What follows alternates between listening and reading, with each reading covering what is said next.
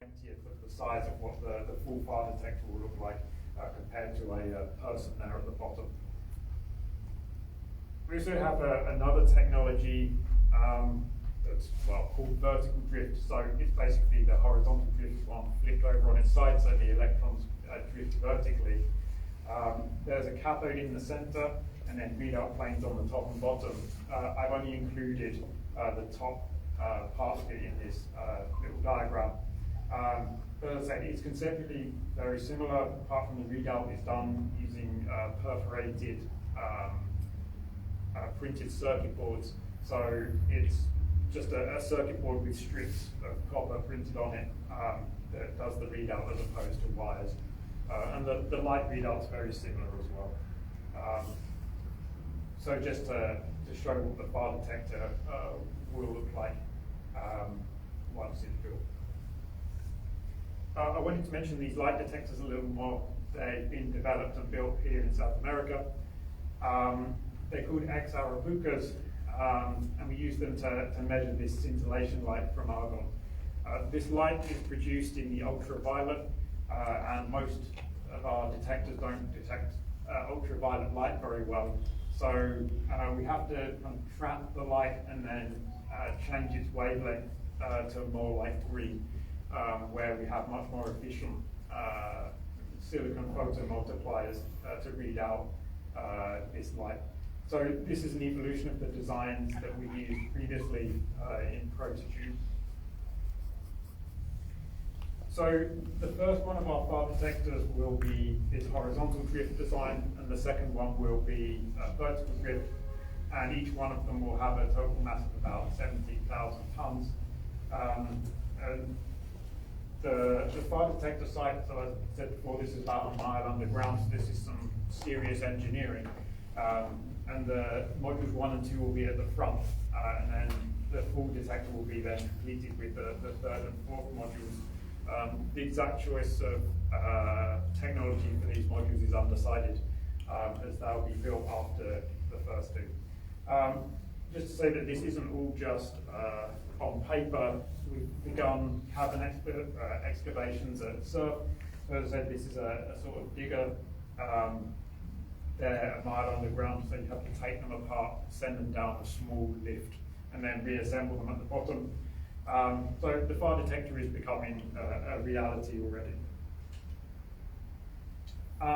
The other detector we have to have is the near detector. So the job of this detector is to measure the beam before any oscillations have happened.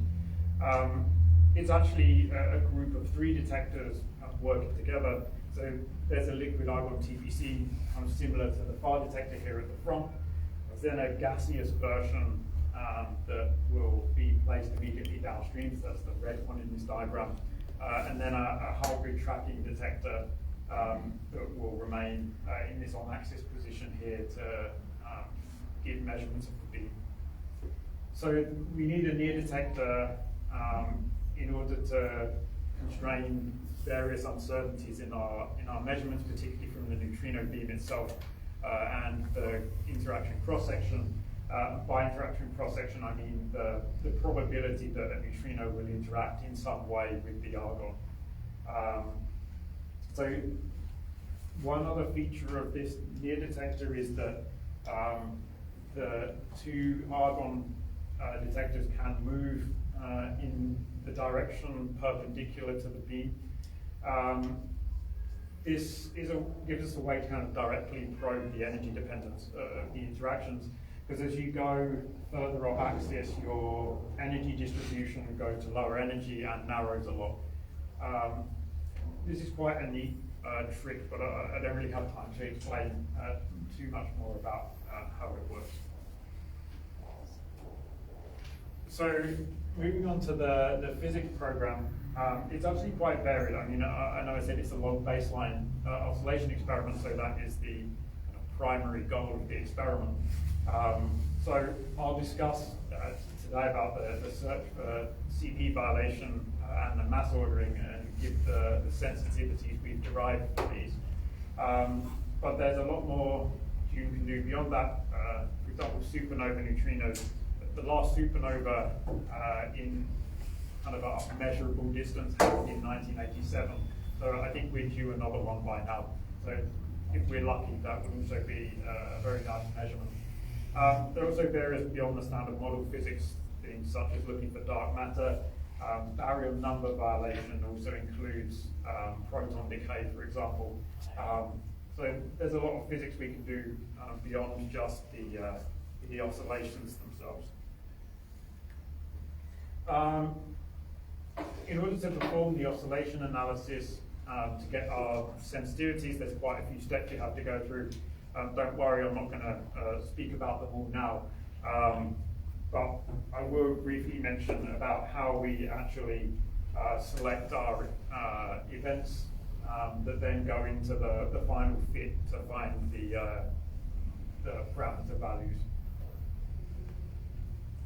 So when we kind of display what the interactions will look like, they're nicely visible graphically. So we need to be able to select these muon neutrinos that we're looking to see how many disappear, and also how many of these electron neutrinos that we're hoping to find appearing in our beam. So for the muon neutrinos, they're characterized by a long muon track. So this track at the bottom comes from the muon because they don't really interact very much in the argon and just typically either stop or leave the detector. And we also get some other particles produced as well. There's a pion here, for example, and a couple of protons produced at the interaction vertex. The main background we need to try and reject here is from neutral current events. By neutral current, I mean they don't have a charged electron, so there's no muon or electron, for example. But we just have some pions here, and sometimes these pions can be quite long, and their energy deposition is very similar to the muon as well. When we're looking for electron neutrinos, the electrons basically produce a kind of big shower-like topology as opposed to a track. So the electron here gives you this kind of spray of other particles that are produced. And again, in this case, we also have a couple of protons. The main background for the electron neutrinos comes from neutral current events with a pi zero. So the pi zero decays almost instantly into a pair of photons, and then these photons also produce showers that are similar to the electron. So in this case, this is a background event, but you could quite easily imagine that this shower part here is an electron, and you could incorrectly identify your event. Because these events are very kind of clear graphically, we can use image recognition techniques. And in particular, we use a convolutional neural network to perform the identification of these events. So the algorithm basically just tells us how likely a given event is to be of either of these two categories. So when we apply this to our simulation samples, we get distributions such as these at the top. So there's a lot of lines on these, but so this plot on the top left, the muon neutrino signal events that we're looking for pile up close to this classification score of 1, as we hope, and the backgrounds here for the neutral current events pile up at 0, and then there's a smaller background from tau neutrino events as well. Looking at the electron neutrino score, here we have this orange and red colors. So these are the orange color is the electron neutrino signal that we're looking for, and again, this peaks at these high score values. The red distribution that also peaks comes from a small number of background electron neutrino events that are in the beamline, because it's not 100% pure. But they're effectively exactly the same as the signal events, which is why they also peak in the same place. And fortunately enough, our backgrounds then all pile up in this 0 region, so we can clearly select these different events. So we can make a cut on this distribution, so we accept everything to the right of these 2 arrows as our muon neutrino and electron neutrino event samples respectively. And you can see the efficiency distributions here. We have approximately, we have at least 90% efficiency for the muon neutrino selection, and at least about 85% for the electron neutrinos. I don't have the anti-neutrino plots here, but it works slightly better for anti-neutrinos. So when we apply these selections, we then get our event samples. So on the left, we have the muon neutrino and anti-muon neutrino selections. The reason for this shape is that this is where all of our neutrinos have disappeared, so this distribution would be a single peak if there were no oscillations.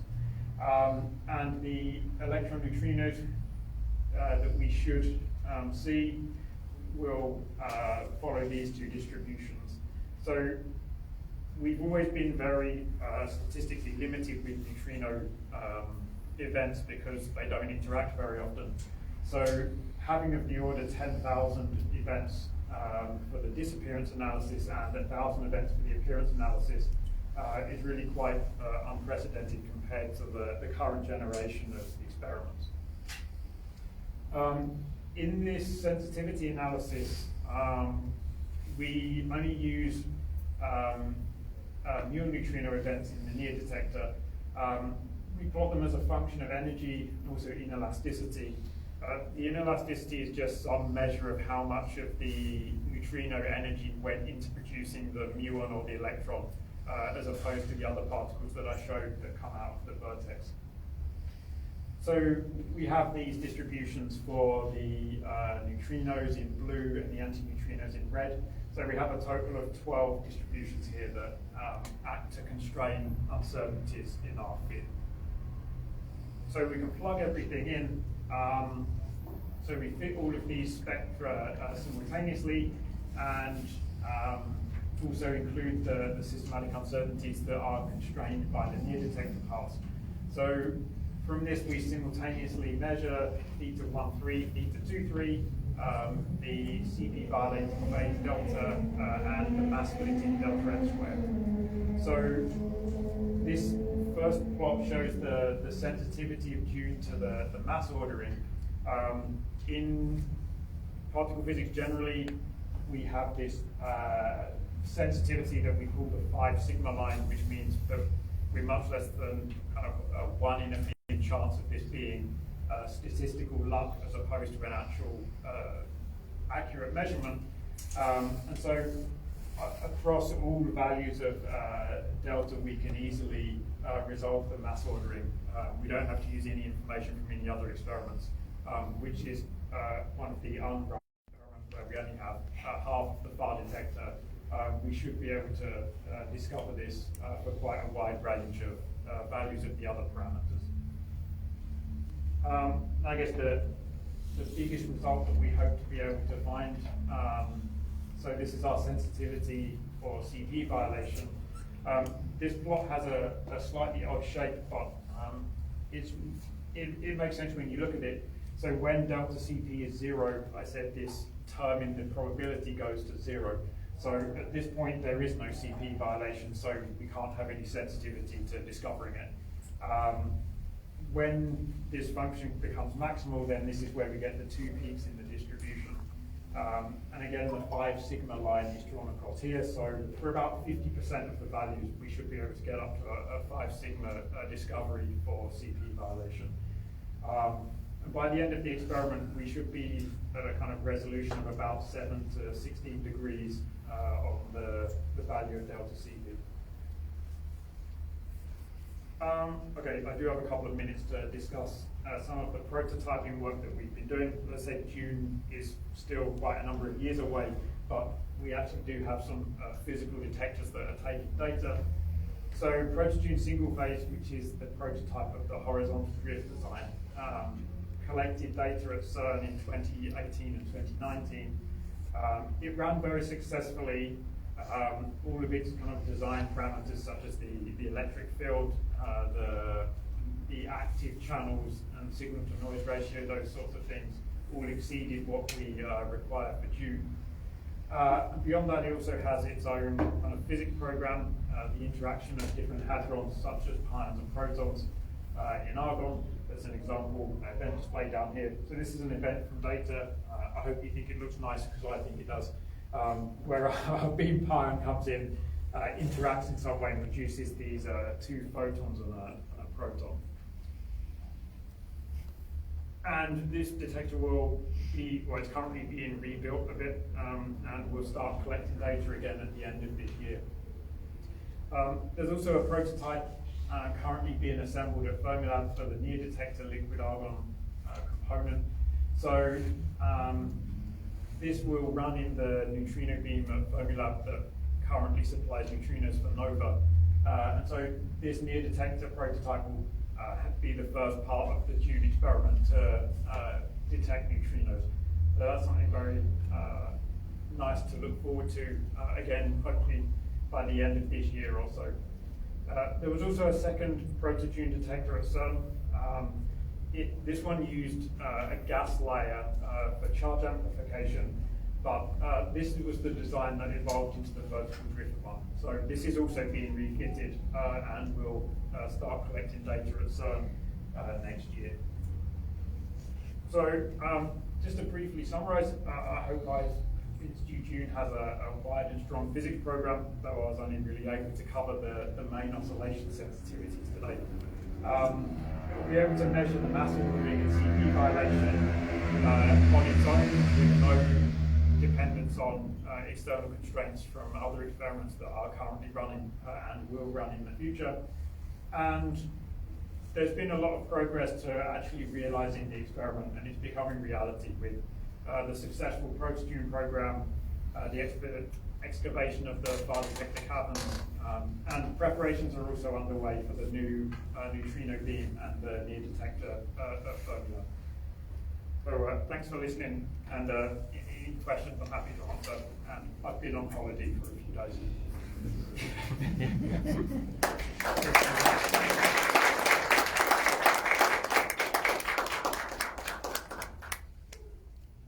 ¿Alguna pregunta? Yo tengo una pregunta. Creo que había no sé si hacerlo en inglés. Hazla como te lo traducimos. There were horizontal drift and vertical drift, right? I didn't quite get the difference between the two of them. So with the horizontal drift one, the electrons are drifting horizontally in the electric field. For the vertical drift one, as I said, it's kind of rotated on its side, so the readout is at the top as opposed to on the side. I mean, strictly speaking, it's kind of arbitrary which way round your detector is. The real difference is that the readout plane is just made from this printed circuit board, which is a lot cheaper and easier to manufacture than these wire readout planes that we use for the horizontal drift. So with the horizontal drift, I said this is similar to experiments that have been built before, so we know that it works and we've tested it well with the prototype at CERN. The vertical drift is a newer idea that we want to test, as I said, because the readout's effectively simpler and it should be cheaper to build as well. And it also has the advantage that this top readout plane is right at the top of the detector, so even if the electronics go wrong, they could be replaced while it's running, for example.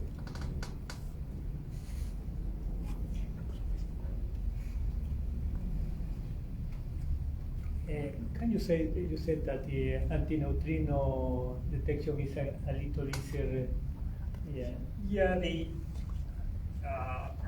find.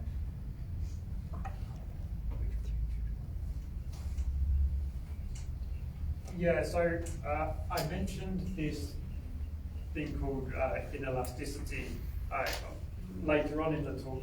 And so by that I mean, so for this event here, for example,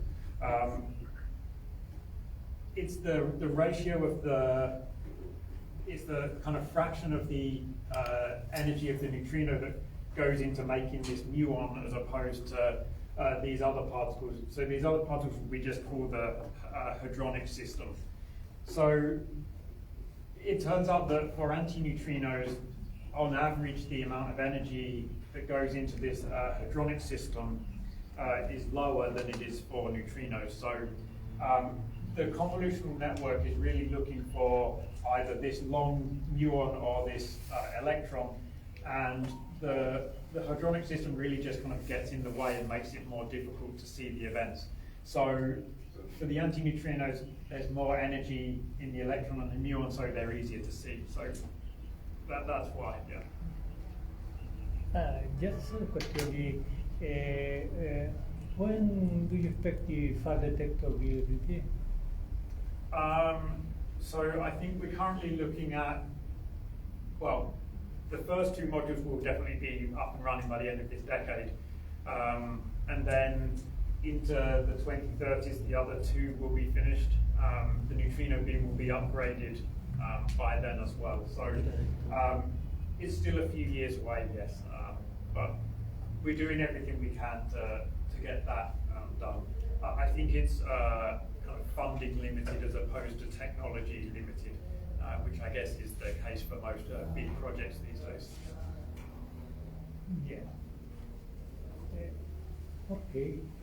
Let me sense again.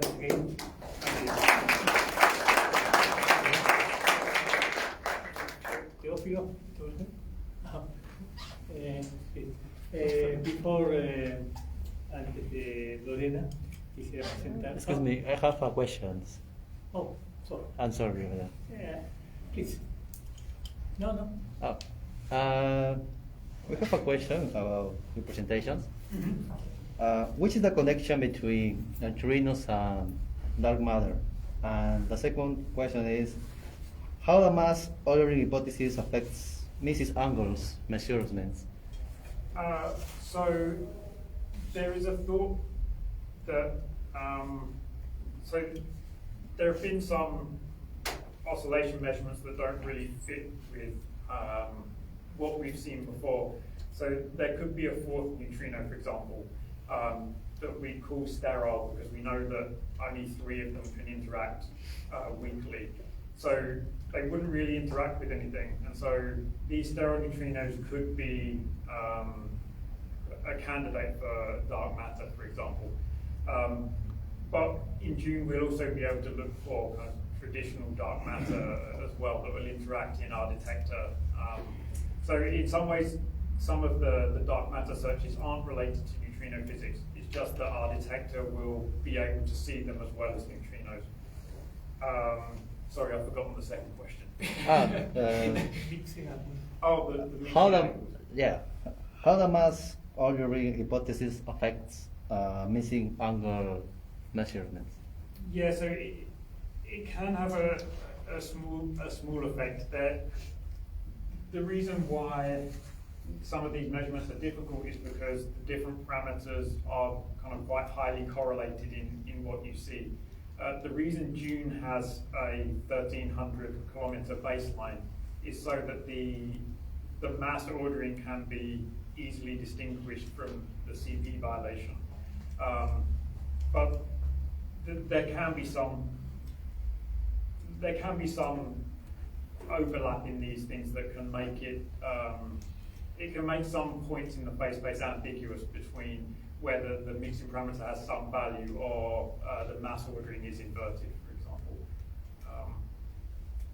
It's quite difficult to explain. I'm sorry.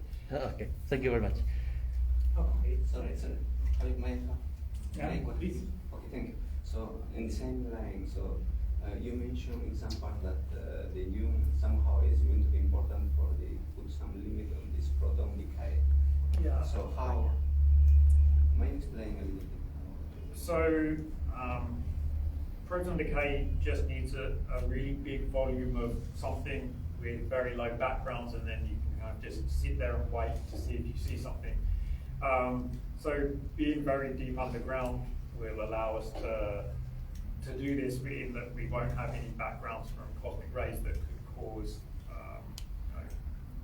similar sorts of topologies. So the main thing we're looking for with proton decay One of the common, well, the predicted decay mode, if supersymmetry exists, is the proton decaying to a kaon plus a neutrino. We wouldn't see the neutrino, but we would see the kaon. You'd get this kind of signature that's sort of like a bit of a zigzag where you'd have the kaon, it then decays into a muon, which then decays into an electron. So that's the channel we would see. Experiments like Hypercameo-Candé that's also predicted will look for a different channel. So it's quite complementary in that case with the other experiments. Okay, thank you. Okay. Thanks to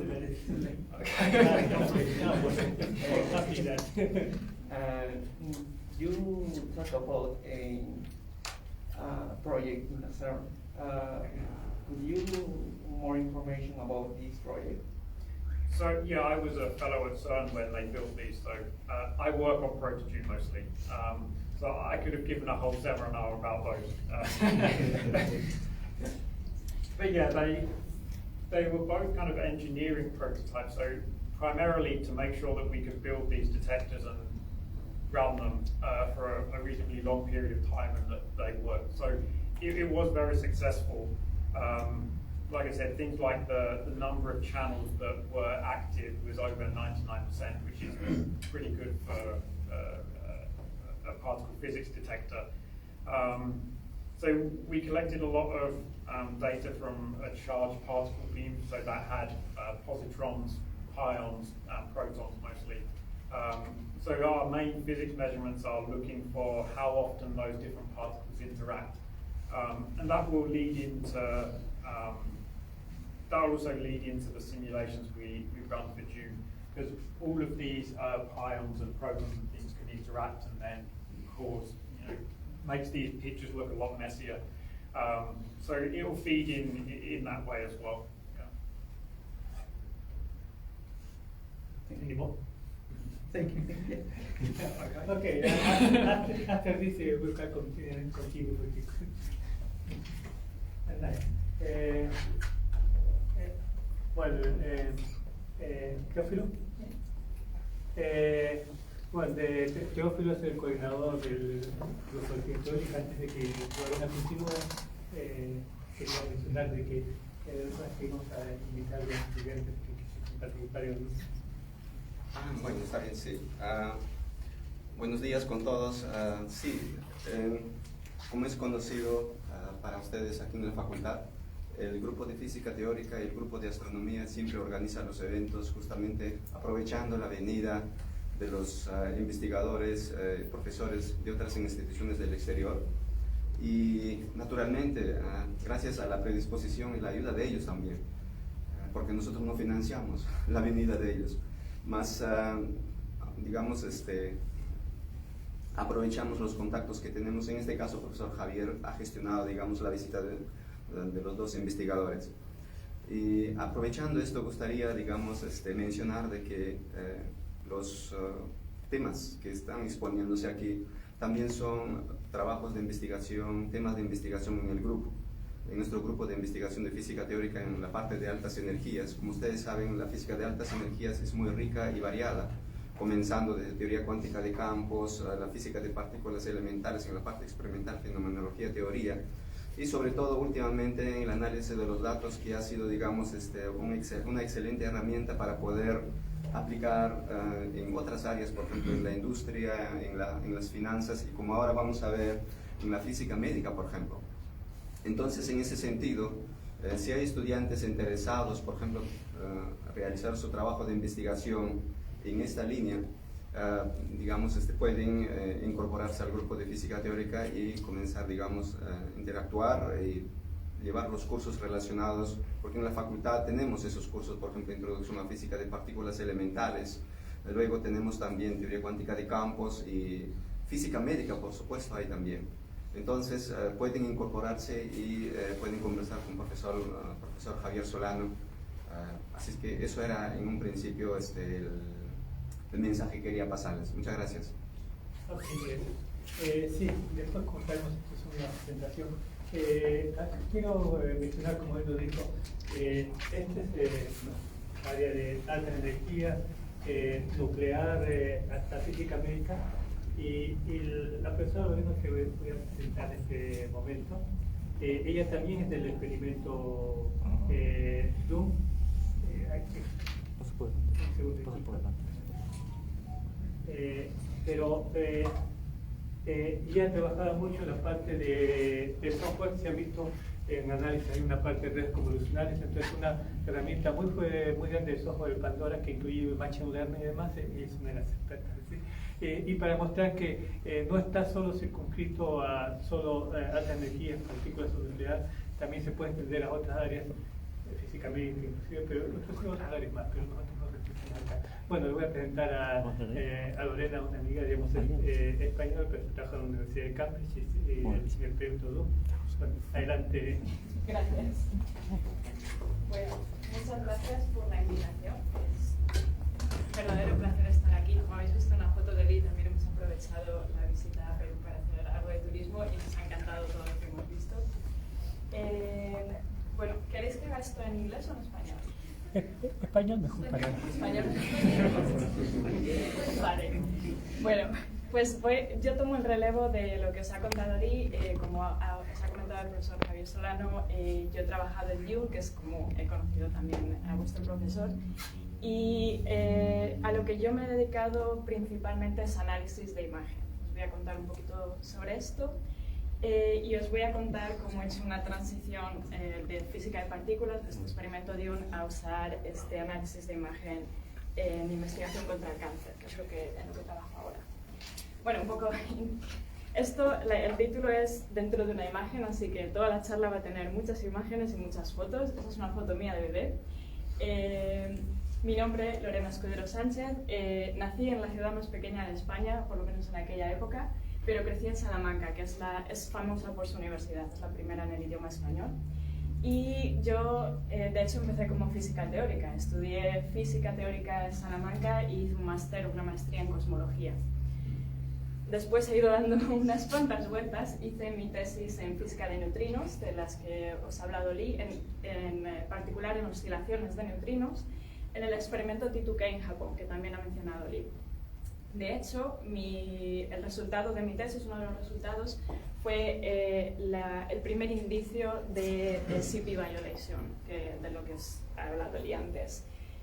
Todavía, como habéis visto, se están construyendo otros experimentos mayores, más grandes, para medir esto con precisión, pero el primer indicio lo tenemos ya desde el 2014, desde el experimento T2K. Y bueno, me gustan mucho estas imágenes, tanto que hasta me hice una camiseta para el día de mi tesis. Aquí el experimento T2K, el tipo de imagen que toma, o lo que ellos ven, ¿vale? T2K es un tanque, imaginar un tanque enorme de agua, y las partículas llegan, los neutrinos interaccionan y producen otras partículas que viajan muy rápido y crean estos anillos. Dependiendo de la forma de los anillos, sabemos qué tipo de partícula ha producido, si ha sido un muón o ha sido un electrón. Pero digamos que toda la información que tenemos se basa en diferenciar distintos tipos de anillos, ¿vale? Esto parece que es un montón de información, pero después llegamos a la siguiente generación de detectores, que son las Liquid Argon TPC, de las que os ha hablado Lee, como la que tendrá Dune, como la que tiene el experimento Microgun, en el que también he trabajado los últimos años, que está en Fermilab. Y esta tecnología nos permite una resolución y una granularidad increíble si lo comparamos con simplemente los puntos en este anillo. Esto es una partícula. Aquí, cada partícula, bueno, no sé si veis muy bien esta imagen, pero cada color es una partícula diferente. Podéis ver la granularidad y la resolución que esto tiene. Y esto es un experimento más o menos sencillo. Estos son experimentos más complejos de los que os ha mencionado un poquito Lee antes. Estos son, bueno, partículas que llamamos trazas, otras que producen electromagnetic showers. Y si estos detectores, como en el caso de Microgun, no están muy deep underground, muy bajo el suelo, como será el caso de Dune, Si no tenemos esa posibilidad, si están más o menos en la superficie, como es el caso de Microburn, tenemos el problema de los rayos cósmicos que están continuamente atravesando el detector. Entonces, por cada interacción de neutrino que grabamos, tenemos cientos de rayos cósmicos que tenemos que diferenciar y tenemos que limpiar. ¿Cómo hacemos esto? ¿Cómo limpiamos todas estas trazas? ¿Cómo decidimos este punto es verde, este punto es azul? Para eso tenemos que trabajar en el software, la parte de la reconstrucción de la imagen, que le he mencionado un poquito, pero no he tenido mucho tiempo de hablar de ella. Y esto es en lo que yo hice mi primer postdoc en Cambridge, trabajando en este software que Javier ha mencionado, que se llama Pandora. Es un software de pattern recognition, de reconocimiento de patrones, no de reconstrucción, perdón, que lo que hace es precisamente eso, buscar patrones que indiquen este trocito tiene que ir unido a este trocito y cosas así. Esto es básicamente análisis de imagen, machine learning, deep learning también, y muchos algoritmos que van en este software en Pandora. Entonces, llegó un momento en que dije, bueno, esto está muy bien, pero puedo hacer algo con todo este software, con toda esta experiencia que tengo en análisis de imagen, puedo aplicarlo a otras imágenes. Y parece ser que sí. Ahora lo que hago es, estoy al frente del grupo Radiogenomics and Quantitative Image Analysis en el departamento de radiología, también en Cambridge. Este es nuestro grupo, en un retreat que hemos hecho hace muy poquito. Y trabajamos principalmente en análisis de imagen, y ahora con imagen me refiero a imágenes del cuerpo de un paciente que se toman en tomografía, se toman en escáneres, tomografía, resonancia magnética, y analizamos esas imágenes para intentar descubrir lo máximo que podamos sobre el cáncer que está sufriendo ese paciente. Ahora os explicaré algunas de estas cosas. Pero bueno, estas son algunas de las palabras que resumen lo que trabajamos. Tiene mucho de colaboración, de integración y de multidisciplinar, porque en nuestro grupo trabajamos con médicos, doctores, con radiólogos, con oncólogos, hay físicos como yo, hay computer scientists, hay biólogos. Somos cada uno de una rama y tenemos cada uno un lenguaje un poquito diferente, pero tenemos que aprender a comunicarnos y conseguir lo que os enseñaré ahora. Principalmente trabajamos en cáncer de ovario, de riñón, hígado, y también, obviamente, por la situación que hemos tenido recientemente, COVID se implantó en nuestras vidas y decidimos, bueno, vamos a intentar hacer algo. Como al fin y al cabo también es procesamiento de imagen, también tenemos un pequeño grupo que hace COVID. Bueno, estoy en Cambridge, pero formo también parte de un consorcio que se llama NCITA, National Cancer Imaging Translational Award, que es parte de Cancer Research UK. Esto CR UK es una charity, es una organización benéfica, digamos, que invierte en investigación, en este caso específicamente investigación contra el cáncer.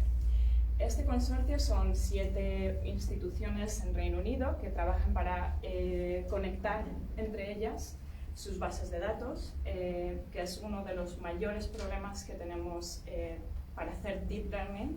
Necesitamos una gran cantidad de datos, necesitamos muchas imágenes, pero no os hacéis una idea lo difícil que es conseguir imágenes de un hospital, imágenes que involucran un paciente que tiene que dar consentimiento, una serie de procesos legales.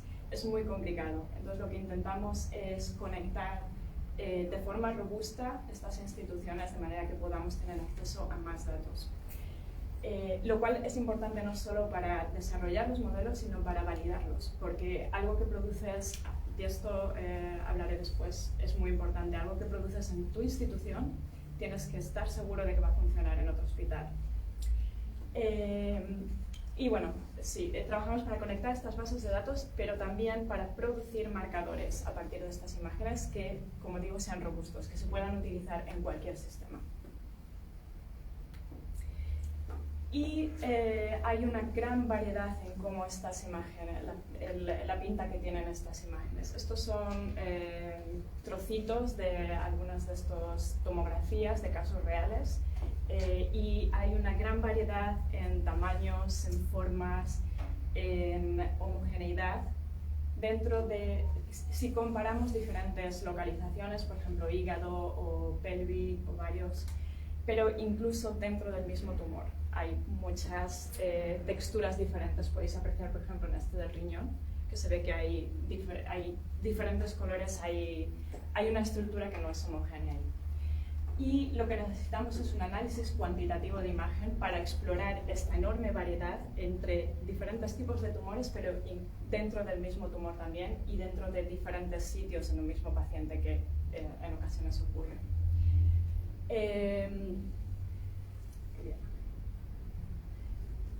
Y lo que queremos es sacar el mayor partido a estas imágenes, el mayor partido a estos niveles de gris.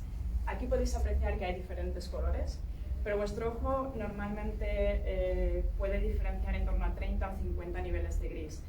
Lo que el escáner graba y lo que se puede ver a nivel de los valores de cada píxel aquí es más en torno a 60.000. Entonces necesitamos hacer esto de forma cuantitativa. Necesitamos algoritmos que puedan ver esas diferencias. Y una de las herramientas que es muy utilizada y tiene bueno, es muy promising, se llama radiomics. En biomedicine les gusta mucho el término omics, viene a significar datos de cierto tipo, o datos o variables. En este caso, radiomics significa de radiology, de imágenes radiológicas. Y bueno, podemos diferenciar este tipo de variables. Digamos, cogemos una imagen de un escáner. Una vez sabemos dónde está el tumor, se encuentra bien de forma manual o bien de forma automática, sabemos en qué parte de la imagen estamos interesados, lo que hacemos es procesamos esa parte. Y nos fijamos en diferentes cosas. La forma, por ejemplo, volumen, elongación, superficie, ese tipo de cosas. Después, un primer orden, las variables de primer orden, miran a los valores de esos píxeles. Miran qué valor tienen, valor numérico, y hacen un histograma, y a partir de ahí podemos sacar otro tipo de variables como el valor medio, como la skewness, cortosis, cosas muy clásicas de cualquier histograma. Y después podemos hacer procesamiento todavía más a mayores órdenes y podemos podemos comparar cada píxel con los píxeles vecinos y convertir esa imagen en una matriz, y de esa matriz construimos varias matrices, pero de cada una de esas matrices después sacamos más variables. Vale, esto es un montón de información, hay un montón de nombres que estoy segura que no podéis leer, pero al final del día lo que hacemos es, de un tumor podemos sacar un volumen, podemos sacar cientos de variables. Esto os da una idea también de cuántas imágenes vamos a necesitar si queremos usar estos cientos de variables. Y radiomics es, de hecho, un claro ejemplo de sinergia entre imagen médica y otros campos técnicos, en este caso computer vision, porque algunas de estas variables están basadas, se llaman variables de Haralick, y se usan en una gran variedad de aplicaciones para imágenes forestales, para detectar polen. Un amigo mío las usa en aeronáutica para computer vision, para establecer dónde está el avión, dónde están las diferentes partes. Y como decía, se basa en construir matrices con la información de los niveles de gris de la imagen, de manera que podamos diferenciar este tipo de texturas. Al final es lo que queremos, diferenciar texturas. ¿Y por qué queremos hacer esto? Porque sabemos que cuanto más heterogéneo sea el tumor, es más probable que no responda bien a quimioterapia. Eso es una de las razones y es una de las cosas que se han visto en los últimos años y por las cuales queremos tener esa información cuando vemos el paciente y cuando obtenemos las imágenes. Entonces, al final, todo esto lo estamos desarrollando con la visión de tener tratamientos personalizados. Si a priori desde las imágenes sabemos que un paciente puede responder mejor o peor a un tratamiento. Tenemos más información, podemos tratarle de otro modo, podemos probar otra ruta, podemos hacer cirugía antes que quimioterapia, etc. Entonces, bueno, la pipeline que queremos, para la que trabajamos es a partir de las imágenes, obtenemos estas variables y hacemos, bueno, preprocesamiento, hay que hacer selección porque, como digo, son cientos de variables, muchas de ellas tienen tienen mucha información que es repetida, hay mucha duplicación, entonces tenemos que seleccionarlas y después hacer nuestros modelos de Machine Learning para intentar entender cómo dar el mejor tratamiento posible a un paciente al final del día. Y os voy a dar algunos ejemplos de cosas en las que trabajo. He hablado un poquito de robustez, estabilidad. Son términos muy importantes porque queremos que nuestro modelo sirva para cualquier paciente que ha pasado por cualquier escáner. Es decir, en cualquier centro, si puede ser en Cambridge, si puede ser en Londres, en cualquier escáner que tienen diferentes marcas, queremos que esto no afecte el resultado. Y esto es algo muy importante porque cuando consigues estos datasets tienen una gran cantidad de variaciones en los parámetros de adquisición. Cada uno ha sido tomado de una forma diferente. Y esto puede afectar a tu modelo porque no tienes muchísimos datos. Entonces tenemos que estudiar cómo hacer esto de forma robusta. No queremos que el día de mañana un paciente tengamos una conclusión que es errónea simplemente porque las imágenes se han tomado en un escáner diferente. Y bueno, este es un estudio que hicimos hace un par de años estudiando esta estabilidad de estas variables de las que os hablo, cambiando los parámetros de adquisición de la imagen. Esto fue para el caso de cáncer de hígado y además hicimos una comparación entre la parte del tumor, que ahí estoy segura de que no podéis discernir dónde está el tumor. Esto está delineado por el radiólogo y es muy, muy difícil de ver. O he comparado esta parte del tumor con un músculo, con un tejido sano. Y bueno, tenéis el paper por ahí si queréis leerlo. Simplemente miramos cómo de robustas son estas variables o si hay algunas que vemos que no lo son, entonces queremos descartarlas de ahora en adelante. Y hacemos esto también con otros órganos. Esto es un ejemplo en el caso de cáncer del riñón, que aquí podéis ver el tumor. Y en este caso lo que hemos hecho son perturbaciones. Queremos ver cómo estables son estas variables si a esta línea, esta delineación, la modificamos un poquito. Ver si cambiaría mucho nuestro resultado. Y esto es importante también porque hay mucha variación entre las delineaciones que hacen los radiólogos. Entre ellos, según la experiencia que tengan, pero también con ellos mismos. Uno de estos, la rosa y la roja aquí, son la diferencia, el mismo radiólogo 3 meses después. Y hay una variación. Y queremos desarrollar modelos que sean estables respecto a todas estas posibles variaciones. Bueno, esto está en preparación. Y el último ejemplo os voy a dar en cáncer de ovario. Tenemos que tener mucho cuidado que nuestras variables sean robustas, sean estables, porque al final queremos hacer modelos. Este es un ejemplo en el que hemos desarrollado un modelo de predicción de respuesta a quimioterapia, CRS, Chemotherapy Response Score, para pacientes de ovario usando depósitos en la pared mental, que es esta pared de aquí. Estoy aprendiendo mucha anatomía en los últimos años, os lo prometo. Entonces lo que hacemos es, a partir de las imágenes de los pacientes, PRIMAC significa antes de quimioterapia y después de quimioterapia.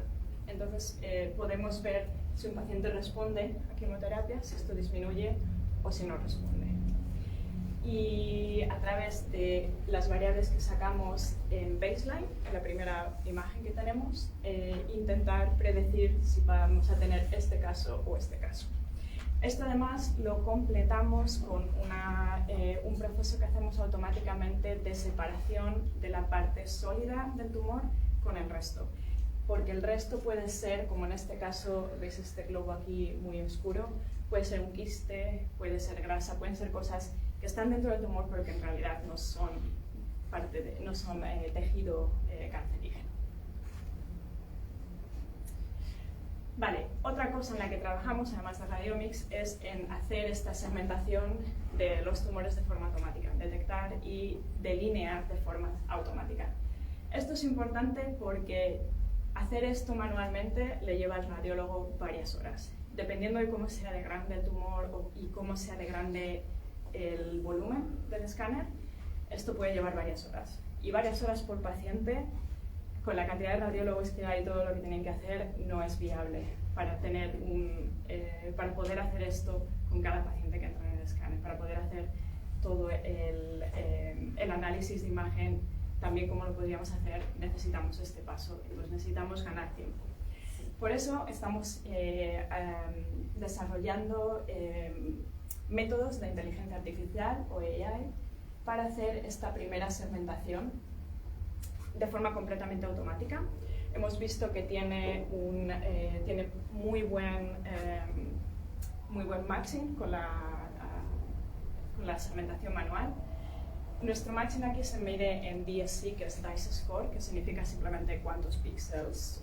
Bueno, es un poco más complicado que eso, no he puesto la fórmula, pero más o menos viene a decir qué porcentaje del tumor se ha segmentado, comparado con lo que sería la verdad, que es lo que hace manualmente el radiólogo. Y hemos conseguido muy buenos resultados, pero esta es la parte del omentum, que es la más difícil.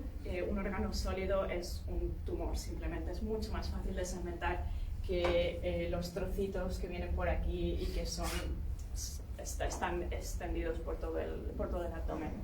Este es uno de los casos más complicados, el cáncer de ovario. Y tenemos resultados que son similares a cuál sería el matching entre dos radiólogos diferentes. O sea, llegamos a un punto en que lo que producimos tiene una diferencia que es razonable con respecto a la diferencia que habría entre dos radiólogos. Esto es otro paper que está en proceso y bueno, el método aquí es un deep learning algorithm que está basado en non-UNet, en NQNet. Y lo que queremos es implementar esto de forma que pueda llegar a la clínica, o sea, que no esté solo en nuestros ordenadores para los que hacemos investigación, sino que llegue a estar en el proceso clínico en el hospital. Entonces es muy importante desarrollar estos modelos, hacer deep learning, pero no le puedes pedir a un médico que se siente y corra el código de deep learning para sacar esto. Entonces lo que hacemos es integrarlo en cosas que ellos usan habitualmente. Y esto lo hacemos como parte de este consorcio en CITA y lo integramos desde el sistema de visualización que usan los médicos. Ellos pueden hacer clic y correr este algoritmo de manera que tendrían su versión de la segmentación automática. Que luego ellos puedan editar. Si no les gusta, si ven que hay errores, lo editan y aún así salva mucho tiempo. Y aquí está el vídeo. Vamos a ver. Les voy a enseñar cómo funciona. ¿O no?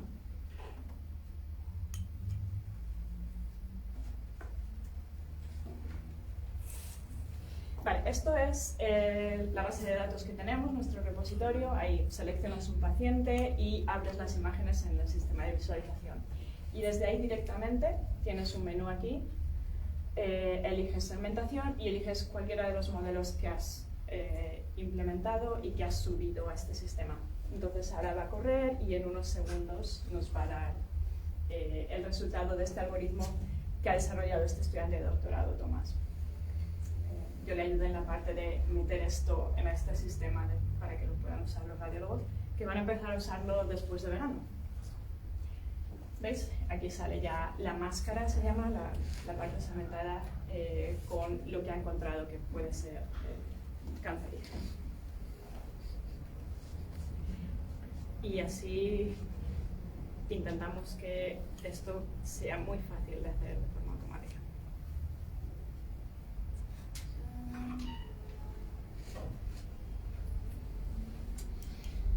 ¿Alguien que sepa usar Windows? ¿Dónde está el...? ¿Qué quiere hacer? Aquí.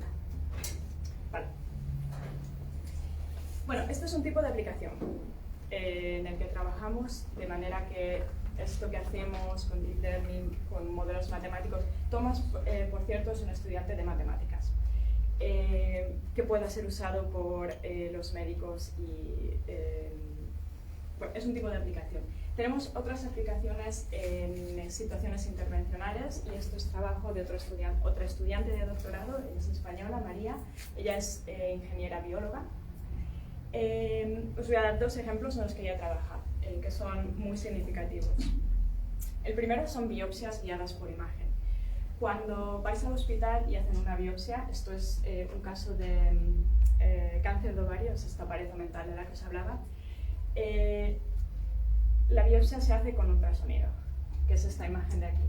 Como veis, esta imagen tiene muy poquita resolución, es muy difícil ver cosas aquí. Entonces, lo que hacen al hacer la biopsia para pinchar y sacar las muestras es basarse en esta imagen lo mejor que pueden. En lo que hemos trabajado es en mejorar lo que ellos ven a través de unir la imagen de tomografía que se toma antes del paciente a tiempo real, hacer la superposición de esa imagen y de lo que hemos visto en Radiomics, las variables que hemos visto, para que a tiempo real, cuando están metiendo la aguja, puedan, guiados por esta imagen, elegir de dónde sacar las muestras de forma más precisa. Por ejemplo, si decimos, hemos visto que hay de esta variable que nos interesa, hay una gran cobertura por este lado, saca una muestra de aquí en lugar de forma aleatoria. Y otro ejemplo que me gusta mucho, que también es el trabajo de María, es estos moldes en 3 dimensiones también para extracción de muestras. Y esto me gusta en particular porque es un ejemplo de cómo funcionar de forma multidisciplinar. Involucra a todo este tipo de gente. Empezamos con los oncólogos, que tienen que hacer la selección del paciente, tienen que pedir al paciente que acepte ser parte de este estudio, tienen que hablar con ellos, tienen que hablar con los cirujanos para ver cuándo se va a proceder a extraer ese tumor. Bueno, toda esa parte la hacen los oncólogos. Cuando tenemos las imágenes del paciente, que siempre hay imágenes antes de la cirugía, entran los radiólogos que tienen que hacer estas segmentaciones de la imagen. ¿Vale? Tienen que decirnos dónde está el tumor. Después entramos nosotros, María y yo, hacemos la parte computacional, que es el procesamiento de esta imagen, y creamos un molde en 3D, una impresora 3D normalita. Hacemos una impresión del molde, de donde queremos que el cirujano ponga el tumor, y hacemos una imagen también de cómo esperamos que el tumor sea para referencia. Y hacemos los mapas de estas variables de las que os hablaba en Radiomics, porque al final lo que queremos es que se tomen muestras de los lugares que nos interesan. Luego entran los cirujanos que hacen marcas, extraen y usan el molde para colocarlo. Y por último, patología, que son los que van a extraer al final las muestras de ese tumor. Entonces, en lugar de a patología le llega un tumor y ellos pues abren y sacan muestras de lo que les parece mejor. Pero lo que queremos hacer es guiarles a través de lo que ya hemos visto en las imágenes antes y decirles, corta por estos lugares que os hemos puesto aquí, de manera que puedas obtener muestras de esta parte azul y de esta parte roja también. Esto es muy diferente a física de partículas, con mucha aplicación en la vida real. Tenemos que hacer también un gran esfuerzo en involucrar a la gente, en hacer que, bueno, en compartir lo que estamos haciendo y que la gente entienda lo que estamos haciendo, porque puede llegar el día en que ellos sean un paciente y tengan que aceptar o no participar en esta investigación. Entonces estamos haciendo bastantes eventos para acercar al público este trabajo que hacemos, y en particular hemos hecho un Visual Turing Test que es, ¿habéis oído hablar del Turing Test? Máquina o persona. Les enseñamos unas imágenes, algunas de ellas han sido segmentadas manualmente, otras han sido segmentadas por el algoritmo de Thomas, y les pedimos que adivinen para ver si aciertan o no, a ver si el algoritmo pasa el test de Turing. Y bueno, esto está también en preparación, así que no os lo voy a decir, lo tenéis que buscar cuando se publique. Vale, termino ya con desafíos. Todo esto que os estoy contando suena muy bien, muy bonito, pero a la hora de la verdad hay muchos desafíos. Sobre todo, algo que he comentado antes es el tamaño del dataset, cuántas imágenes tenemos para desarrollar todo esto,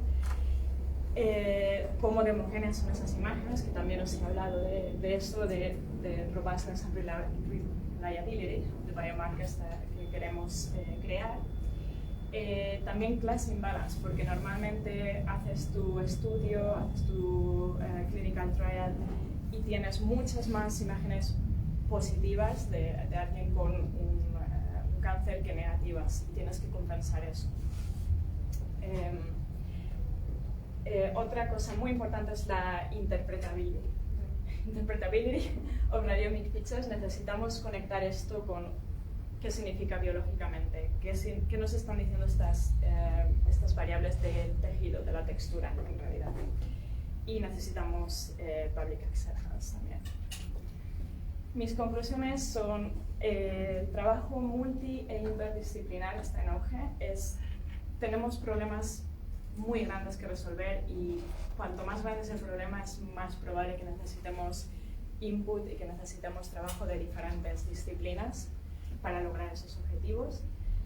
La perspectiva científico-técnica es muy valiosa en campos médicos, si os interesa. Y mi conclusión personal es que a veces, para llegar donde tenemos que llegar, tenemos que hacer un poco de zigzag, que soy yo yendo desde cosmología hasta cancer research. Y a veces parece que das un paso hacia atrás, pero nunca sabes dónde te puede llevar. Bueno, tenía una última diciendo gracias. Sí, ahí está, gracias. Y un poco de advertising, de publicidad. Si no os habéis aburrido de irme a hablar, podéis acercaros esta tarde a la FIL de Lima, que estaremos por ahí durante las jornadas de microficción. Muchas gracias.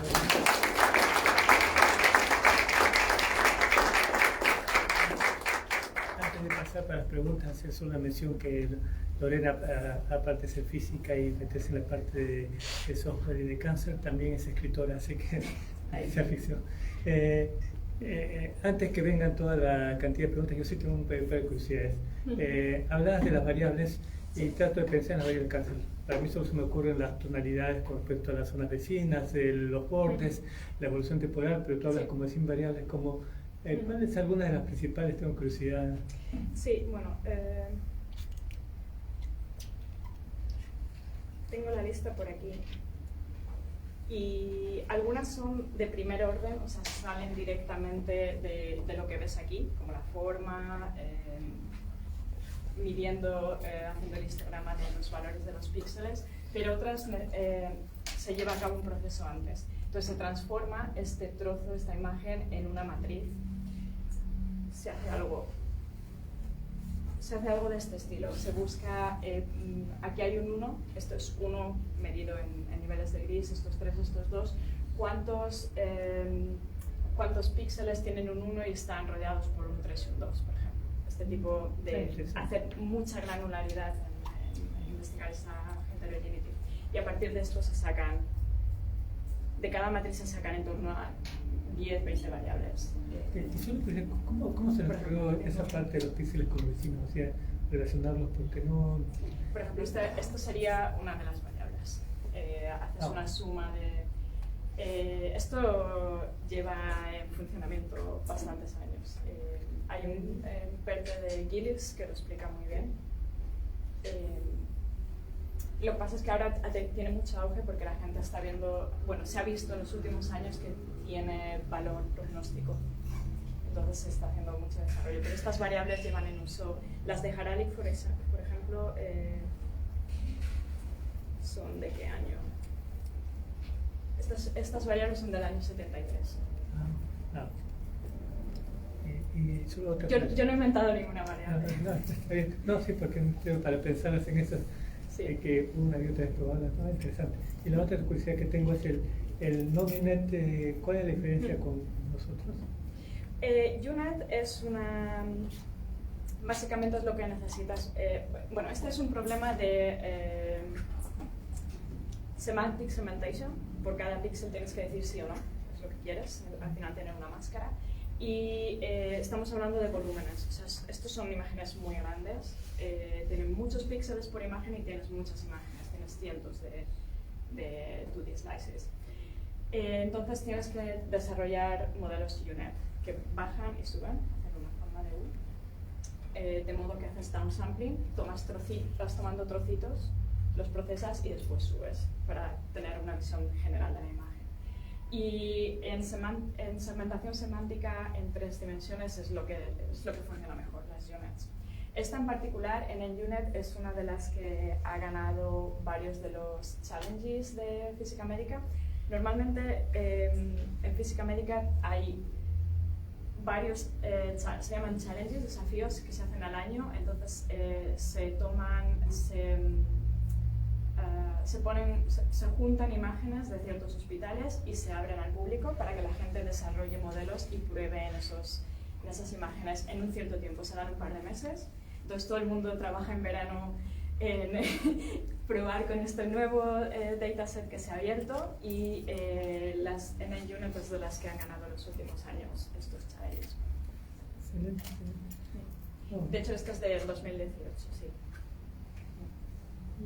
Y sigue siendo la que da mejor.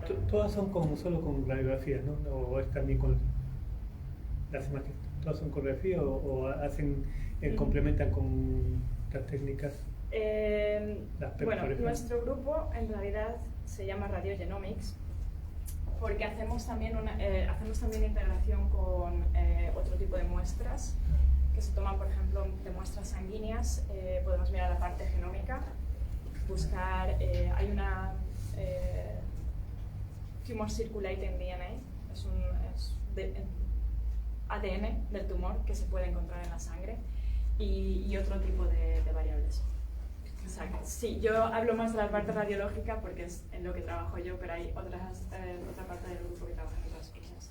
Y hay también imagen molecular. Ellos trabajan en imagen molecular, por ejemplo, con circonio. Se toma otro tipo de imagen en la que también trabajamos. Lentamente porque todo esto, el problema es encontrar pacientes y tener más y más imágenes. Y especialmente durante la pandemia ha sido muy, muy complicado. Tener casos, por ejemplo, para el Monday, del que os hablaba, ha sido muy difícil. Disculpen que fue por curiosidad muchas preguntas, así que están adelante para que hagan las preguntas ustedes. Ahí. Bueno, había, en casi la penúltima diapositiva había puesto que uno de los mayores retos es la aceptación popular. Ahora viendo este tema de los avances de machine learning, de inteligencia artificial, uno piensa, ¿no?, que de repente estas inteligencias artificiales van a reemplazar a profesionales, en este caso radiólogos, doctores. ¿Es esa la tendencia a este tipo de tecnologías o va a haber algún tipo de, siempre van a necesitar algún tipo de asesoramiento? Bueno, yo es lo que le digo a mis compañeros doctores cuando me cabrean o algo, digo, esto os va a quitar el trabajo. En realidad lo que va a hacer en los próximos 10 años es ayudarles. Es una de las cosas, de hecho, de las que hablamos en este evento y de lo que os decía, ¿por qué estamos invirtiendo tiempo en hacer esto que se veía en el vídeo? Porque estamos invirtiendo tiempo en ponerlo en un sistema que ellos puedan usar, porque al final todavía no estamos en un punto en que tengamos suficiente, en que creamos realmente que esto va a obtener 100% todos los casos de tumores. Todavía necesitamos la opinión experta.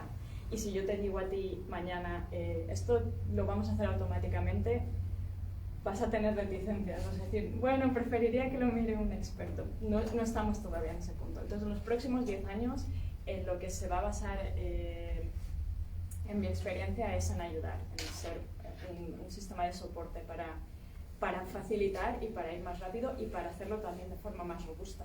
Porque, como os digo, hay mucha diferencia entre lo que un radiólogo aquí o en Londres puede hacer o cómo va a sacar esos contornos.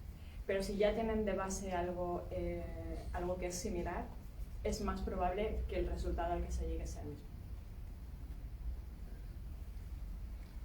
De cualquier forma, el mundo es más interdisciplinar. Eso de tener solo mi feudo con mi disciplina y mi campo de trabajo eso se va a acabar. Ya desapareció en muchos lados y cada vez va a ser más y más importante. O sea, no veo un campo donde se pueda quedar aislado. Sí, una pregunta. Sí. Aquí, por ejemplo, usted mostró, digamos, para el cáncer. Digamos, el mismo método en un principio se puede aplicar también, por ejemplo, probablemente en el grupo en el grupo de COVID para analizar el mismo trabajo de los pulmones, por ejemplo, ¿no? Cuán dañado fue y todo eso. Sí, en COVID tenemos imágenes tomográficas, pero sobre todo lo que se utiliza es rayos X, porque ha sido el estándar cuando llevan pacientes en rayos X. Pero sí, han hecho también, bueno, ha habido un montón durante los años de pandemia de instituciones y de artículos publicados para hacer detección automática. La dificultad está en, bueno, diferenciar con otro tipo de enfermedades que también producen nódulos en los pulmones. Pero sí, tiene la misma aplicación. En nuestro grupo ahí trabajamos mucho en hacer control de imagen de forma automática, porque una de las cosas que se ha visto durante la pandemia es que se desarrollaron muchos modelos muy deprisa, pero no eran robustos, tenían varios biases. Entonces, una de las razones es por cómo son las imágenes. Algunas están rotadas, otras están invertidas. La presión a la que estaban sometidos los profesionales médicos durante ese tiempo ha hecho que sea incluso más grande la variabilidad que hay en esas imágenes. Y estamos trabajando en eso, en ser capaces de automáticamente homogeneizar esas imágenes.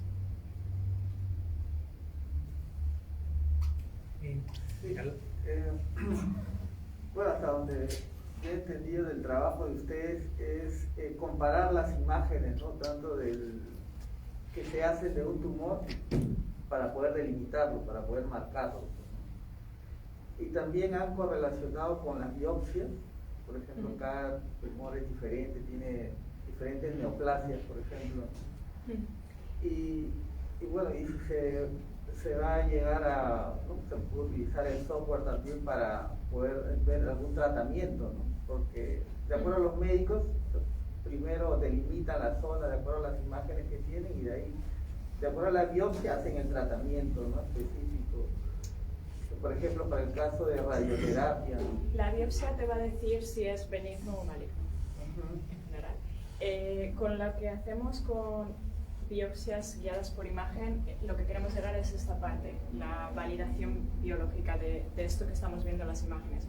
Porque al final yo estoy viendo esto, sé que esto es homogéneo, heterogéneo, tengo unos números que me dan un valor, pero no sé cómo correlacionar eso con qué significa biológicamente. Entonces la parte de obtener muestras guiadas por lo que vemos en las imágenes es precisamente para hacer esa validación biológica. La parte del molde y la parte de la biopsia. Y sí. No sé si he respondido a la pregunta, creo que he olvidado parte. Sí, gracias. Sí, una pregunta. Sí. Entonces, la exactitud con la cual ustedes, digamos, la confiabilidad del resultado depende, bueno, a grosso modo de dos partes. Una es, por ejemplo, de que cuántos tipos de, digamos, análisis, por ejemplo, ustedes utilizan no solamente rayos X, sino también utilizan, por ejemplo, marcas como le llaman, biológicas o, digamos, a diferentes niveles, ¿no? Inclusive el ADN. Entonces, Sí. digamos, esto nos da, digamos, informaciones de los parámetros que luego hay que ponerlos en esa matriz y comenzar, digamos, modelamos. Pero aparte de eso también el número de pacientes, porque probablemente la exactitud va a depender de cuánto mayor pacientes tengamos, ¿no? También, ¿no? De esos dos, o hay otros parámetros. A ver, unas variables que se extraen de las imágenes radiológicas, eso son unas variables. Después puedes añadir otro tipo de variables, como por ejemplo desde las muestras sanguíneas, para hacer tu modelo de machine learning. Para, por ejemplo, una de las aplicaciones de las que hablaba es predecir la respuesta a quimioterapia. Entonces, puedes añadir esa otra información ahí también. Efectivamente necesitas tener muchos pacientes. Es el mayor desafío del que hablaba, que es tener datasets muy grandes, porque al final estás overtraining si tienes muy pocos pacientes. Entonces, es la mayor limitación que tenemos para desarrollar este tipo de... A ver, data science, machine learning models necesitan muchos datos. Es una realidad que no tenemos todavía en el campo de física médica. Entonces, esa es la mayor limitación ahora mismo. Quizás, Lorena, yo complementaría la pregunta de Teófilo. Así, obviamente, para la parte redonda necesita una gran cantidad, sobre todo acumulaciones, una gran cantidad de imágenes y de datos de tipo biológico. Pero, y obviamente con eso saca cierto, digamos, diagnóstico, entre comillas. Pero si tienes información adicional, como otros datos adicionales, que no todos los pacientes lo tienen, tú le puedes incluir en el software para decir, bueno, con esta información adicional, bueno, tiene más probabilidades de que sea, ¿no? O Sí, menos. sí. No he hablado de... Tenemos otro paper, podéis verlo en la página del grupo, pero tenemos otro paper que hace integration de varias fuentes de datos, no solo la parte de imagen, sino también el circulating tumor DNA e incluso otro tipo de marcadores de salud propia del paciente. Todo eso, si tienes esos datos, se puedan también añadir en tu modelo. Sí. Quizás solo una observación adicional es de que esto, igual que las medidas experimentales, son herramientas, no es la palabra de Dios, por decirlo así, lógicamente, son herramientas que ayudan a los expertos. Sí, al final es, si tienes más información del paciente y tienes más fiabilidad que un tratamiento va a funcionar respecto a otro, puedes tener una decisión más informada de qué tratamiento seguir. Ok, querías. Tengo dos preguntas. ¿Qué medidas tuvieron que tomar más o menos para homogeneizar todos los datos? Porque dijo que tomaba de varias instituciones, supongo que también hay varios dispositivos. Y otra pregunta es, más o menos, ¿cómo palean la parte de los sesgos? Siempre vienen con los inteligencias artificiales. Esas son todavía preguntas abiertas. Esta parte intenta... Este paper se basa en algunos de esos parámetros de adquisición. Este otro va más allá porque todo depende de cómo es el dataset que tenemos para empezar. Pero sí, una de las opciones que hemos probado es hacer la homogenización por normalización con un tejido sano, como el caso del músculo. Entonces, en este paper en este artículo hay un ejemplo. Si tomas la imagen con dos dispositivos diferentes, por ejemplo, una de las cosas que varía dependiendo del voltaje que se aplica, el pico de este histograma va a estar en una posición diferente. Ese es un caso que puedes normalizar si sabes dónde esperar ese pico. Y eso, si no lo sabes a priori, lo puedes simplemente normalizar utilizando una parte de un tejido sano, como en el caso del músculo. Ese es un ejemplo. Cada caso en particular necesitas estudiarlo diferente. Una pregunta. Sí. Y ese modelo, por ejemplo, cuando está siendo tomado, digamos, de forma general con los pacientes de Inglaterra, en contexto es diferente. Ahora, por ejemplo, si yo quisiera implementar aquí en el Perú o en África o en China, por ejemplo, bueno, la cultura es diferente, entonces, ¿se puede adaptar fácilmente o habría que tomar algunos parámetros adicionales, quitar algunos parámetros? ¿Cómo habría que adaptarlo? Necesitamos primero probarlo y necesitamos que eso no existe, un sistema de datos que sea internacional. porque es muy diferente constitución física de personas en diferentes puntos del mundo. Necesitamos trabajar en eso, en hacer nuestros datos públicos, si se puede. Es muy difícil, en algunos países es imposible, pero necesitamos trabajar conjuntamente y comenzar a tener bases de datos que integren de todas las regiones. Porque hasta que no lo pruebes, o sea, por ejemplo, este del CRS tendríamos que probarlo y ver si funciona o no en otro dataset. Lo que normalmente haces es tienes tu Discovery Dataset y tu Validation Dataset, y normalmente son de clínicas o de puntos diferentes para probar cómo de generalizable. Entonces lo desarrollas en un centro y lo pruebas en otro para ver uno de los biases de la pregunta anterior, para ver si funciona bien o no. Y tienes que tener esto en cuenta siempre, o sea, tener varios centros en tu dataset, probar desarrollar en uno, probar en otro. Lorena, Sí. quería preguntar, pero quería complementar la pregunta del Teófilo. ¿Usas, por ejemplo, en identificación de partículas, uno usa muchas veces la probabilidad a priori, digamos, la probabilidad condicional a priori?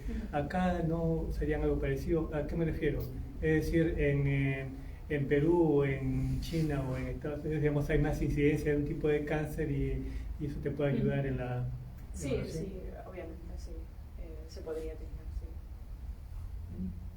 Creo que alguien por ahí estaba. Una pregunta. Si queremos predecir un tumor que es, por ejemplo, no sé, escurridizo, difícil de detectar, y obviamente supongo que el análisis no va a ser robusto como tal, como lo plantea. Entonces, Sí, eso es class imbalance. Si tienes pocas de... Sí. claro, teniendo en cuenta eso, y ahora lo que queremos, imagínense que es hacer una simulación en la vida real para ver cómo es lo que está sucediendo. ¿Qué se emplearía en ese caso? Supongo que ya no sería lo que, o sea, la técnica que explicó, ¿no? En su exposición, pero ¿habría otro camino, otra medida? ¿Quieres decir si probamos, por ejemplo, te refieres a detección? La detección. Sí. Bueno, el problema de detección es no solo detección, es detección y diagnóstico. O sea, el algoritmo puede detectar algo que no es exactamente tumor. Puede ser un quiste, o puede ser un tumor benigno, o puede ser otra cosa. Entonces, como primer paso, yo pasaría el algoritmo y vería si encuentra algo, y después harías un programa de clasificación después de detección. Que eso no he hablado, pero en el caso de riñón es algo en lo que también estamos trabajando para diferenciar benigno de maligno, por ejemplo. Entonces, sí, tienes que ir aprendiendo según hay nuevos casos de tumores diferentes, tienes que ir adaptando. Pero en primera aproximación tienes algo que va a encontrar probablemente algo, y después tienes que hacer una clasificación. Y ahí es donde está el problema de class imbalance, porque algunos en el caso de riñones 90% es un tipo. Es muy difícil encontrar muestras de otro tipo. Y para eso se complementa, o sea, yo sé si es un tipo u otro porque ha habido unas muestras que se han extraído y tengo el resultado de patología. Entonces es otro de las fuentes de datos que se integran. Entonces, se podría decir que está más orientado a la detección que a remover. ¿Que a remover? Sí, que a remover el tumor. No, bueno, o sea, quieres detectarlo y quieres después que el cirujano lo extraiga. El diagnóstico. Incluso si no es un tumor, al cirujano, si hay un quiste, y hay casos en que no es tumor, pero es un quiste, ha habido algunos de estos casos de varios, el cirujano va a querer quitarlo de todos modos, es algo que quiere sacar. Son un poco independientes. Claro.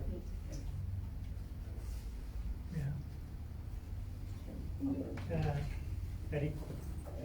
Bueno, debo entender que son sistemas complejos. básicamente sería, para nosotros como los físicos, sería física de patrones. Sí. En su experiencia, no sé si han tenido la idea de buscar patrones de patrones, o sea, una constante universal. Los físicos siempre buscan constantes. Y en esta búsqueda con los algoritmos de clasificación y regresión, se han encontrado un patrón que sea universal. Hasta donde yo he visto todavía no, pero la parte de patrones se usan más en la parte genómica, de hecho. Cuando extraen todo el ADN y buscan, ahí sí que hacen mucho reconocimiento de patrones y buscan patrones en las diferentes partes de los cromosomas. Ahí se usa mucho más. ¿Y quién toma la decisión, el algoritmo o la persona? No, la persona. Todo esto es retrospectivo hasta ahora. Esto es puramente investigación. O sea, estas personas, estas imágenes tienen muchos años. Esta persona ya ha tenido su decisión, ha tenido todo su proceso. Esto es todo retrospectivo hasta ahora. No estamos todavía en el punto de hacer... Bueno, excepto los casos que no involucran diagnóstico, que involucran sacar muestras con los moldes o la fusión para las biopsias, eso sí es prospectivo. Pero todo el resto estamos hablando de retrospectivo, de imágenes que tienen pacientes que llevan ya años. Estas imágenes llevan ya años en el hospital. Gracias. Hay una. Vale, tengo unas preguntas. Más que todo, sobre todo en el proceso de cuando haces tu preselección de data y luego los filtros. Más o menos, ¿cuáles son esos procesos que usas, esos métodos, y cuáles son las dificultades que se presentan en cada proceso para llegar luego al modelado de Machine Learning? Te puedo recomendar este paper, este artículo, porque ahí vas a encontrar todos los detalles que quieres. Pero básicamente vas a ver un diagrama que tiene, miramos son robustas o no respecto al dataset que tenemos, como es de heterogéneo. Si no son robustas, si esas variables se mueven mucho simplemente por el hecho de que se ha tomado un escáner diferente, las eliminamos. Luego hay otras variables que tienen, como mencioné muy rápidamente, están correlacionadas unas con otras. Entonces la información que te da probablemente es duplicada. Entonces analizamos eso también para ver si podemos descartar otras de estas variables. Hay varios procesos. Y después, creo que alguien preguntó, lo que hacemos al final es K-fold nested cross-validation. O sea, dividimos el dataset en muchas partes y hacemos training y testing en estas partes de forma aleatoria muchas veces para hacer que el modelo sea lo más robusto posible. Pero si quieres más datos, te recomiendo echar un vistazo a este. Es free, o sea, es open Y source. también con respecto a la pregunta que hicieron sobre aplicarlo a un caso de COVID, o sea, estaba pensando en situaciones donde digamos el tiempo sea mucho importante, una trombosis, digamos, termina de edad, necesitan imágenes del pulmón, en este caso. Entonces, ¿en cuánto tiempo, digamos, ese tipo de métodos facilita el diagnóstico de un médico? Sé que quiere hacer una cirugía en un pulmón, en qué parte exactamente hacer, qué es exactamente minucioso. Ahí la pregunta es diferente en el caso de investigación y en el caso de clínico. Nada de esto está todavía en clínica. Si es un caso de investigación, obviamente es muy rápido, porque, por ejemplo, nos llega un paciente que van a hacerle cirugía al día siguiente y somos capaces de hacer todo el proceso en esa noche. Pero no estamos todavía en el punto en que esto está integrado en la clínica. Todo de lo que os estoy hablando es todavía en el bench, no en la clínica. Pero os enseñaba en el vídeo a lo que queremos llegar al final es que sea tan sencillo como eso, subir las imágenes, seleccionar el modelo y que salgan en unos segundos, bueno, un minuto. Y luego en su WebEx número 12, en el anterior, creo que hay un diagrama de caja. ¿Y más o menos eso de qué va en realidad? Porque veo que en el segundo hay como más dispersión, creo, de los datos. Vale, esto... bueno, este paper no te lo puedo... está todavía en preparación, pero... esto es esta medida de la que hablaba, Dice Score Coefficient, que mide el overlap, como el porcentaje en que son lo mismo, digamos. Y lo que hemos hecho es, intra-reader, esta parte es el radiólogo hizo la delineación y la repitió 3 meses después. Y vemos cómo hay de variabilidad. Entonces vemos que hay poquito. El resto de cajas aquí es transformaciones morfológicas que se hacen directamente en la imagen, erosión, dilatación y otras un poco más complicadas que se llaman opening and closing. Entonces lo que estamos midiendo es cómo se compara eso. Si yo cojo el tumor aquí y hago una dilatación de un píxel, ¿cómo compara eso a lo que hace en general un radiólogo 3 meses después? Y lo que vemos además es que es muy... bueno, aquí está erosión, dilatación. Luego faltaría otros gráficos en los que vemos cómo afecta esta variabilidad a los valores de las radio mixed features, de las variables. En plan, si esto es un píxel de diferencia, ¿cómo afecta a las medidas que estoy tomando después? ¿Están comparando los medios? Sí, estamos comparando diferentes operaciones morfológicas a lo que sería la variabilidad del mismo radiólogo un tiempo después. ¿Y eso va a variar en cada...? Ok, déjame terminar nosotros. ¿Me puedes preguntar si no después? Sí, también estaba ya preparando la pregunta. Bueno, le felicito por el estudio que está desarrollando, es un campo muy complejo. Y veo que hace un estudio en retrospectiva. Cuando ya la neoplasia que están investigando está en una condición avanzada, ¿han hecho estudios o están viendo la posibilidad de hacer la detección de esos patrones de las neoplasias en las etapas iniciales? ¿Podrían enfocar su estudio en las etapas iniciales, que podría ayudar mucho más en el valor predictivo de las condiciones del paciente? En este caso, en el caso de riñón, es una de las cosas que trabajamos, se llama Early Detection. El problema es tener imágenes. Si un paciente no tiene síntomas, lo más probable es que no haya imágenes. Pero estamos trabajando en un clinical trial en Reino Unido, en la parte de York, que normalmente a los que se le hacen screening, este tipo de imagen regular que se toma, es a fumadores o exfumadores, porque tienen más probabilidad de desarrollar cáncer de pulmón. Entonces, lo que este trial que ha empezado el año pasado es extender esas imágenes, tomarle no solo pulmones, pero parte del abdomen y ver si podemos detectar las primeras fases de cáncer de riñón, hígado, dependiendo del trozo de abdomen que consigamos. Pero sí, esto es trabajo, uno de nuestros estudiantes de doctorado que empezó el año pasado está trabajando en esto. Ok, creo que podemos dar las gracias después de las preguntas adicionales.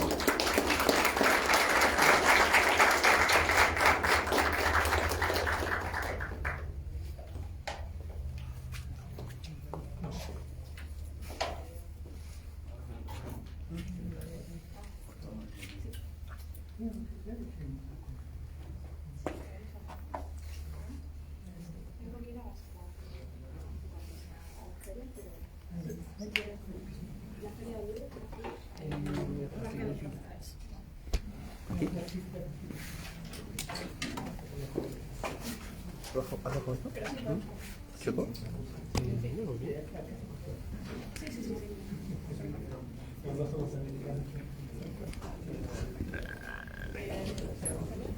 Van a hablar, ya no sé.